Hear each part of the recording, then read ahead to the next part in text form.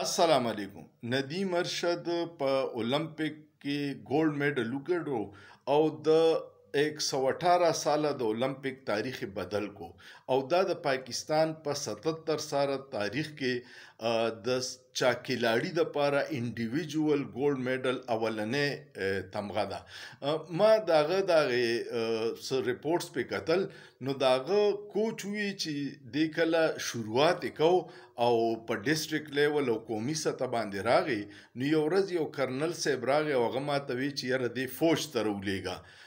چې مونږ یې سپورټ کو او دی به د فوج د طرفه آرمي د طرفه به کېلاویږي خو ما انکار وکړو وی بیا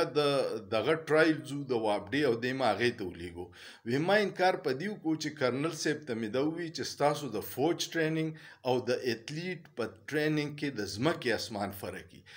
تاسو ته کو یاد شي چې کله د کرکټ ټیم کاکول ته تلو نو په هغه ورځو کې ما یو ویډیو کړی و او ما دا ویلیو چې د فوجي ټریننګ د بارډر باندې د مقابلې د پاري او د کلاډي ټریننګ چې په ګراوند کې د لوبي د پاري نو دا به ډیر په سوچ سمج کې ځکه چې د کلاډي مسلز به هغه سي نه کې چې کم د عام فوجي دي نو دا غي نتیجه بیا تاسو ولیدا چې په ورلد کپ کې بدترین شکست د کاکول د ټریننګ نه پسو شو. د هر ادارې خپل یو رول دی او هر کار هر سړی نشي کولی.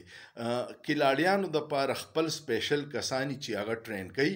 او دغه فیصله چې د ارشد ندیم کوچ وکړه چې هغه د آرمی ټرینرز لاغو نه لګو نن دا غي دا نتیجه ده چې پاکستان په اولمپیک کې یو ورلد ریکارډ جوړ کو.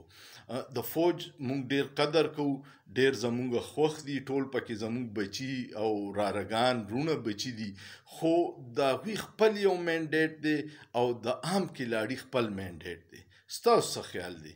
کمنټ په لازمنو کې او سوچ پیو کې په سوچ کې څه ګناه نشته.